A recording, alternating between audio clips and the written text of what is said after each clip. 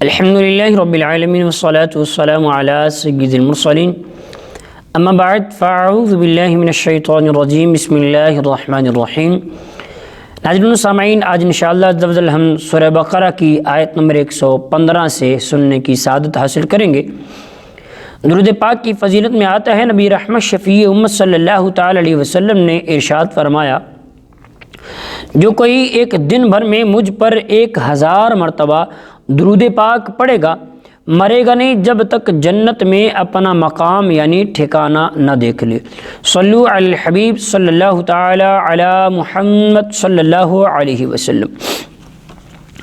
اللہ رب العالمین قرآن مجید فرقان حمید کے پارہ 1 سورہ بقرہ آیت نمبر 115 میں ارشاد فرماتا ہے، بسم اللہ الرحمن الرحیم، وَلِلَّهِ الْمَشْرِقُ وَالْمَغْرِبُ فَأَيْنَمَا تُوَلُّوا فَثَمَّ وَجْهُ اللَّهِ إِنَّ اللَّهَ وَاسِعٌ عَلِيمٌ۔ ترجمہ کنز الایمان۔ اور مشرق و مغرب سب اللہ ہی کا ہے، تم جدھر منہ کرو ادھر ہی اللہ کی رحمت تمہاری طرف متوجہ ہوگی، بے شک اللہ وسعت والا علم والا ہے۔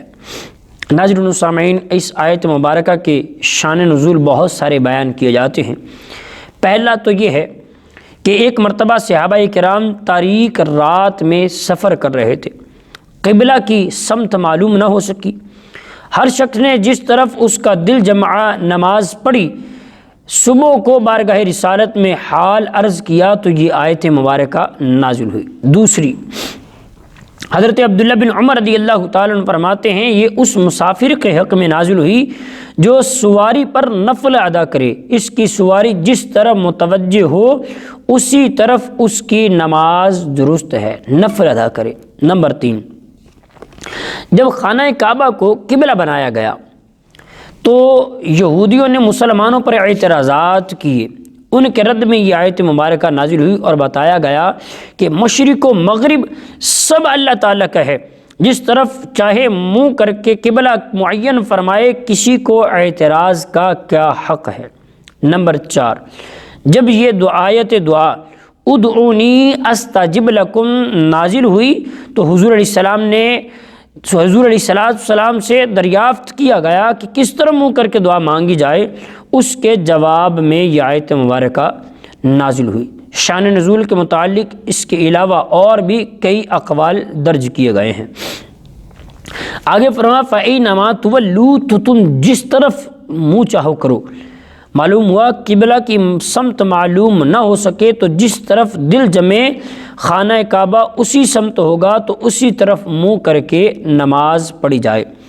اس کی تفصیلات جو ہیں بہاری شریعت حصہ 3 میں اس کی تفصیلات دیکھی جا سکتی ہیں۔ ہاں یہاں یہ یاد رہے کہ خانہ کعبہ ہی قبلہ ہے، یہاں جو اجازت ہے وہ مخصوص صورتوں میں بیان کی گئی۔ آیت نمبر 116، وَقَالُوا اتَّخَذَ اللَّهُ وَلَدًا سُبْحَانَهُ بَل لَّهُ مَا فِي السَّمَاوَاتِ وَالْأَرْضِ كُلٌّ لَّهُ قَانِتُونَ۔ ترجمہ کنز الایمان۔ اور مشرکوں نے کہا کہ اللہ نے اپنے لیے معاذ اللہ اولاد بنا رکھی ہے، وہ پاک ذات ہے، بلکہ جو کچھ آسمانوں اور زمین میں ہے سب اسی کی ملکیت میں ہے، سب اسی کے حضور گردن جھکائے ہوئے ہیں۔ یہودیوں نے حضرت سیدنا عزیر علی نبینا علیہ السلام کو اور عیسائیوں نے حضرت عیسیٰ علیہ السلام کو خدا کا بیٹا مانا، جبکہ مشرکین عرب نے فرشتوں کو خدا کی بیٹیاں قرار دیا۔ جیسا کہ تینوں چیزیں قرآن پاک میں ذکر کی گئی ہیں، ان سب کے رد میں یہ آیت مبارکہ نازل ہوئی کہ کسی کی اولاد اس کی ملکیت نہیں ہو سکتی، اور جب آسمان و زمین کی ہر چیز اللہ تعالیٰ کی ملکیت میں ہے تو اس کی اولاد کیسے ہو سکتی ہے۔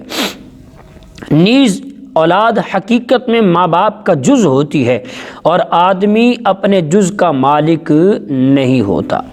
آیت نمبر 117، بدیع السماوات والارض وَإِذَا قَضَى أَمْرًا فَإِنَّمَا يَقُولُ لَهُ كُن فَيَكُونُ۔ ترجمہ کنز الایمان، وہ بغیر کسی سابقہ مثال کے آسمان اور زمین کو نیا پیدا کرنے والا ہے، تو جب وہ کسی کام کو وجود میں لانے کا فیصلہ فرماتا ہے تو اس سے صرف یہ فرماتا ہے کہ ہو جا، تو وہ فوراً ہو جاتا ہے۔ ناظرین و سامعین، بدیع السماوات والارض، بدیع بغیر مثال کے بنانے والا۔ بدیع کا معنی ہے کسی چیز کو بغیر کسی سابقہ مثال سے نئے طور پر بنانے والا۔ تو اللہ تعالیٰ کے آسمانوں اور زمینوں کو پیدا کرنے سے پہلے نہ کوئی آسمان تھا نہ کوئی زمین، تو اللہ تعالیٰ نے نئے طور پر اسے عدم سے وجود میں لایا۔ اللہ تعالیٰ تمام مخلوقات کے اعتبار سے ہی بدیع ہے، کیونکہ اللہ تعالیٰ نے ہر چیز کو خود ہی وجود بخشا ہے، پہلے کسی شے کی مثال موجود نہ تھی۔ آگے فرمایا وَإِذَا قَضَى، اور جب فیصلہ فرماتا ہے، فیصلہ فرمانے سے مراد ارادہ کرنا ہے، جیسا کہ ایک اور مقام پر اللہ فرماتا ہے انما امره اذا اراد شيئا ان يقول له كن فيكون، اور اس کا کام تو یہی ہے کہ جب کسی چیز کا ارادہ فرماتا ہے تو اس سے فرماتا ہے ہو جا، تو وہ ہو جاتی ہے۔ ناظرین و سامعین، اس آیت سے اصل مراد یہ ہے کہ ایسا ہونا ممکن نہیں کہ اللہ تعالیٰ کسی شے کا ارادہ فرمائے اور وہ نہ ہو، بلکہ اللہ تعالیٰ کا ارادہ قطعی طور پر نافذ ہوتا ہے، اور کسی شے کو وجود میں لانے کے لیے اللہ تعالیٰ کو انسانوں کی طرح محنت و مشقت کی کوئی ضرورت نہیں ہوتی، بلکہ اللہ تعالیٰ کو اس چیز کے وجود کا ارادہ فرما لینا ہی کافی ہے۔ یہاں یہ یاد رہے کہ اللہ تعالیٰ کسی بھی کام میں کسی کا محتاج نہیں ہے، اور اللہ تعالیٰ کا مختلف کاموں کے لیے فرشتوں کو مقرر کرنا حکمت ہے، اس کی حاجت نہیں ہے۔ آیت نمبر 118، وَقَالَ الَّذِينَ لَا يَعْلَمُونَ لَوْلَا يُكَلِّمُنَا اللَّهُ أَوْ تَأْتِينَا آيَةٌ كَذَلِكَ قَالَ الَّذِينَ مِن قَبْلِهِم مِثْلَ قَوْلِهِمْ تَشَابَهَتْ قُلُوبُهُمْ قَدْ بَيَّنَّا الْآيَاتِ لِقَوْمٍ يُوقِنُونَ۔ ترجمہ کنز الایمان، اور جاہلوں نے کہا اللہ ہم سے کلام کیوں نہیں کرتا، یا ہمارے پاس کوئی نشانی کیوں نہیں آ جاتی۔ ان سے پہلے لوگوں نے بھی ایسی ہی بات کہی تھی، تو ان کے دل آپس میں ایک جیسے ہو گئے۔ بے شک ہم نے یقین کرنے والوں کے لیے نشانیاں کھول کر بیان کر دیں۔ ناظرین و سامعین، اس آیت مبارکہ کی ایک تفسیر تو یہ ہے کہ یہودیوں نے حضور علیہ السلام سے کہا کہ اگر آپ اپنے قول کے مطابق اللہ کے رسول ہیں تو اللہ تعالیٰ سے فرمائیے کہ وہ ہم سے کلام کرے تاکہ ہم خود اس کا فرمان سنیں۔ اس پر اللہ نے فرمایا کہ ان سے پہلے یہودیوں نے بھی حضرت موسیٰ علیہ السلام سے ایسی بات کہی تھی۔ دوسری تفسیر یہ ہے کہ مشرکین مکہ نے حضور علیہ السلام سے کہا کہ اللہ تعالیٰ جس طرح فرشتوں اور انبیاء سے کلام فرماتا ہے، اسی طرح خود ان سے آپ صلی اللہ تعالی وسلم کی نبوت کے متعلق کلام کیوں نہیں فرماتا، تاکہ ہمیں بھی یقین ہو جائے کہ آپ نبی ہیں اور ہم آپ پر ایمان لے آئیں، یا ہمارے پاس کوئی ایسی نشانی کیوں نہیں آ جاتی جس سے ہمیں آپ کی صداقت معلوم ہو جائے۔ اللہ تعالیٰ سے فرماتا ہے کہ ان مشرکوں سے پہلے کفار نے بھی اپنے رسولوں سے ایسی ہی بات کہی تھی۔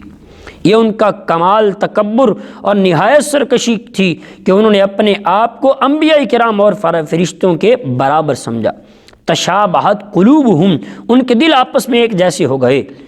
یہود و نصارہ اور مشرکین کے اقوال کا گزشتہ منکرین کے اقوال کے مطابق ہونا ان کے دلوں کی سختی اور کفر کے ایک دوسرے سے مشابہ ہونے کی علامت ہے۔